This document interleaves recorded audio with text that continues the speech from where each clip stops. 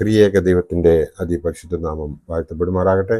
കർത്താവിൽ പ്രിയ വിശ്വാസികളുടെ സമൂഹമേ, നിങ്ങളേവരെയും വീണ്ടും വരുമെന്ന് അരുളിച്ചത് ഉദ്ധിതനായ കർത്താവായ യേശുക്രിസ്തുവിന്റെ നാമത്തിൽ പ്രഭാത വചനത്തിലേക്ക് വളരെ വിനീതമായി സ്നേഹത്തോടെ സ്വാഗതം ചെയ്യുന്നു. ഇന്നത്തെ ദിവസം 23 ഫെബ്രുവരി 2026, ഈ മാസത്തെ 23-ാമത്തെ ദിവസം, ഈ വർഷത്തെ 54-ാമത്തെ ദിവസം, വലിയ നോയമ്പിലെ 8-ാമത്തെ ദിവസം. ഇന്നത്തെ ചിന്താവിഷയം: നിങ്ങൾ ആരെ വിശ്വസിക്കുന്നു? നിങ്ങൾ ആരെ വിശ്വസിക്കുന്നു?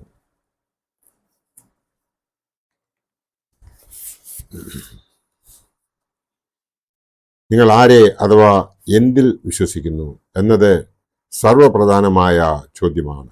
അതിന് നൽകുന്ന ഉത്തരം നിങ്ങളുടെ ജീവിതത്തിൻ്റെ ലക്ഷ്യവും അർത്ഥവും വ്യക്തമാക്കുന്നു. പലർക്കും വ്യക്തമായ ബോധ്യമില്ല. ചിലർ ഒന്നിലും വിശ്വസിക്കാത്തവരാണ് എന്ന് നമുക്ക് അവരോട് അടുത്ത് ഇടപെട്ട് കഴിയുമ്പോൾ മനസ്സിലാകും. പൗലോസ് ലിഹായ്ക്ക് താൻ ആരെ വിശ്വസിക്കുന്നു എന്ന് വ്യക്തമായ ബോധ്യമുണ്ടായിരുന്നു. അദ്ദേഹം മാനസാന്തരത്തിന് മുമ്പ് ന്യായപ്രമാണത്തിലാണ് വിശ്വാസം അർപ്പിച്ചിരുന്നത്. അതിൻ്റെ അനുഷ്ഠാനങ്ങളിൽ കൂടി ജീവിതത്തിന് അർത്ഥവും സംതൃപ്തിയും കൈവരുത്താമെന്ന് അദ്ദേഹം വ്യാമോഹിച്ചിരുന്നു. പക്ഷേ അത് തികഞ്ഞ പരാജയമായി. ദമസ്കോസ് സംഭവം അദ്ദേഹത്തിൻ്റെ ജീവിതത്തെ സമൂലം രൂപാന്തരപ്പെടുത്തി. ഉചിതമായ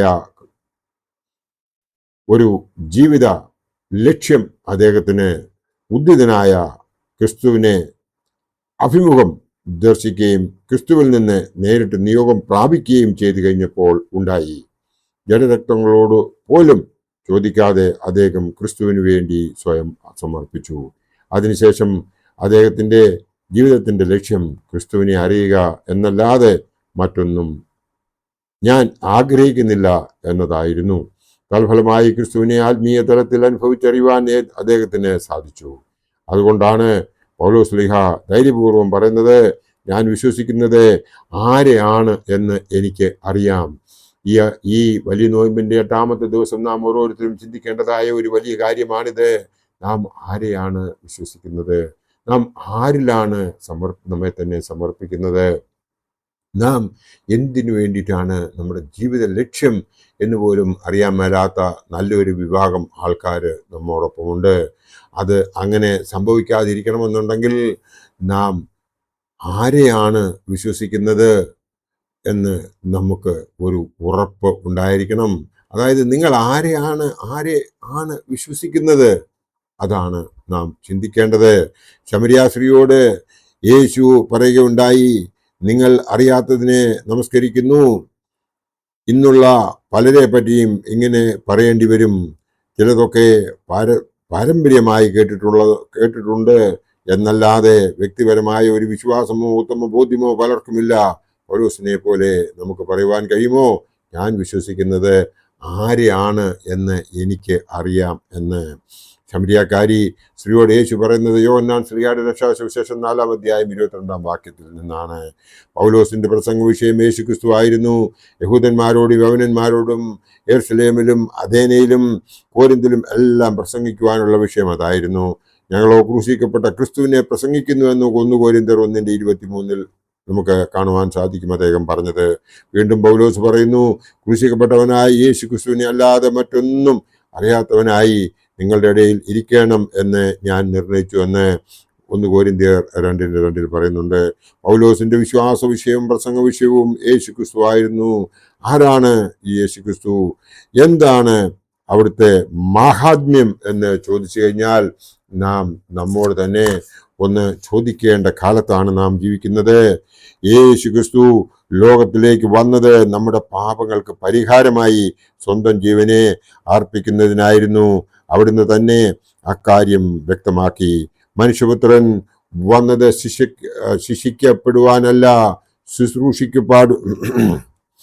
ശിക്ഷിക്കപ്പെടുവാനല്ല, എന്നാൽ മനുഷ്യപുത്രൻ ഈ ലോകത്തിലേക്ക് കടന്നു വന്നത് ആരെയും ശിക്ഷിക്കാനുമല്ല. എന്നാൽ എൻ്റെ ഉത്തരവാദിത്വം എന്നെ എൻ്റെ പിതാവ് ഏൽപ്പിച്ചതായ കാര്യം എനിക്ക് ചെയ്തേ മതിയാവൂ. അതിൽ ഞാൻ ശിക്ഷിക്കപ്പെടും എന്നതിന് 2 അഭിപ്രായം ഉണ്ടാകുകയില്ല. അപ്പോഴാണ് എടുത്ത് ഇവിടെ പറയുന്നത്, മനുഷ്യപുത്രൻ വന്നത് ശുശ്രൂഷിക്കപ്പെടുവാനല്ല, ശുശ്രൂഷിക്കുവാനും അനേകർക്ക് വേണ്ടി തൻ്റെ ജീവനെ മറുപടിയായി നൽകുവാനുമാണ് എന്ന് മർക്കോസ് എവൻഗേലിയോസ് 10:45 നമുക്ക് കാണുവാൻ സാധിക്കും. പൗലോസ് ഇതേപ്പറ്റി പറയുന്നത് കാണുക.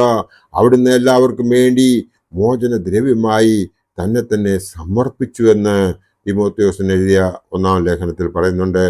അവിടുന്ന് പാപത്തെ പരാജയപ്പെടുത്തി മാത്രമല്ല, സകല അധമ ശക്തികളെയും കീഴ്പ്പെടുത്തി. ക്രൂശിലൂടെ ക്രിസ്തു അധമശക്തികളെയും ദുഷ്ട അധികാരങ്ങളെയും നിരായുധരാക്കി അവരുടെ മേൽ ജയോത്സവം കൊണ്ടാടുകയും അവരെ ജനമധ്യത്തിൽ പരിഹാസപാത്രമാക്കി പ്രദർശിപ്പിക്കുകയും ചെയ്തു. പ്രാപഞ്ചിക ശക്തികൾ നമ്മുടെ മേൽ ജയം കൊള്ളാത്തവണ്ണം അവിടുന്ന് അവയെ പരാജയപ്പെടുത്തി അവരുടെ മേൽ നമ്മുടെ വിജയം നൽകിയിരിക്കുന്നു എന്ന് നാം വേദപുസ്തകം ശരിയായ രീതിയിൽ പാരായണം ചെയ്യുമ്പോൾ നമുക്ക് മനസ്സിലാകും. അവിടുന്ന് മരണത്തെ ജയിച്ചു.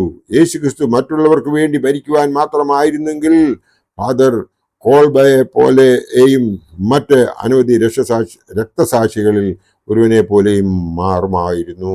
യേശു മരണത്തിൽ നിന്ന് ഉയർത്തെഴുന്നേറ്റു എന്നുള്ളതാണ് അവിടുത്തെ സവിശേഷത. തൻ്റെ ഉയർപ്പിനെ പറ്റി നേരത്തെ കൂട്ടി 3 പ്രാവശ്യം യേശു പ്രസ്താവിക്കുകയും ചെയ്തിരുന്നു.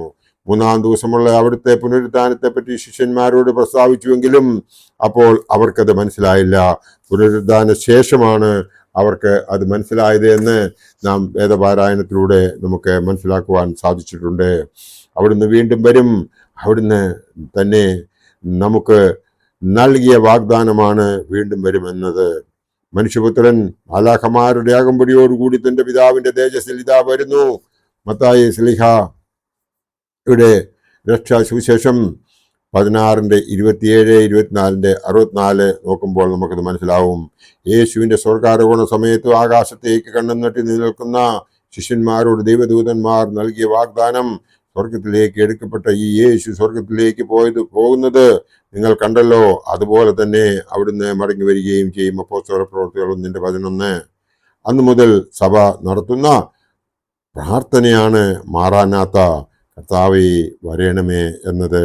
നിസ്തുലമായ ക്രിസ്തു വീണ്ടും വരുമ്പോൾ അവിടുത്തെ രാജ്യത്തിൽ അവകാശികളാകുവാൻ ദൈവം നമുക്ക് കൃപ നൽകണമെന്നുണ്ടെങ്കിൽ നാം ഓരോരുത്തരും ചെയ്യേണ്ടതായ കാര്യമെന്ന് പറയുന്നത് അവനിൽ ശരണപ്പെടുകയാണ് വേണ്ടത്. നമ്മൾ ഇടപെടാതെ പ്രാർത്ഥിക്കുകയാണ് വേണ്ടത്. നമ്മൾ നോമ്പ് നോക്കുകയാണ് വേണ്ടത്. എന്നാൽ നോമ്പ് എന്ന് പറയുന്നത് മനസ്സിനെ ശുദ്ധീകരിച്ച് അവനിൽ നമ്മെ തന്നെ സമർപ്പിക്കുന്ന ആ പ്രക്രിയയാണ് യഥാർത്ഥ നോമ്പ്. ആ നോമ്പ് നാം യഥാർത്ഥത്തിൽ നോക്കുന്നുവെങ്കിൽ ദൈവം നമ്മളെ അനുഗ്രഹിക്കാതിരിക്കുകയില്ല. ആ നോമ്പിലൂടെ, അതായത് ശുദ്ധ ഹൃദയത്തോടുകൂടി പരിശുദ്ധമായ ഒരു ജീവിതം നമ്മൾ ജീവിച്ച് മറ്റുള്ളവർക്കൊരു മാതൃകയായി കഴിയുന്നുവെങ്കിൽ ദൈവം നമ്മളെ എല്ലാവരെയും അനുഗ്രഹിക്കും. അതിന് ഈ നോമ്പിൻ്റെ 8-ാമത്തെ ദിവസം ഒരു കാരണമായി തീരട്ടെ എന്ന് മാത്രം ഈ അവസരത്തിൽ ഞാൻ നിങ്ങളോട് പറയുവാൻ ആഗ്രഹിക്കുന്നു. ഈ വർഷത്തെ 54-ാമത്തെ ദിവസമായ ഇന്ന് ദൈവം നമുക്ക് തന്നിരിക്കുന്നതായ അനുഗ്രഹങ്ങളെയൊക്കെയും ഓർത്ത് കഴിയുമ്പോൾ നാം അവനിലേക്ക് അടുത്ത് ചെല്ലാതിരിക്കാൻ നമ്മളെ കൊണ്ട് സാധിക്കുകയില്ല എന്നത് പരമസത്യം തന്നെ.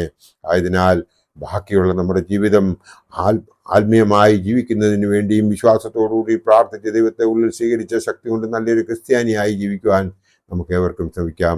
അതിനു വേണ്ടിയിട്ട് ഈ നോമ്പുകാലം ഒരു ആത്മീയ തീർത്ഥാടനമായി തീർത്തുകൊണ്ട് ആ ഉയർപ്പ് ദിവസം നമുക്ക് സന്തോഷിക്കാൻ ഇടയാകട്ടെ.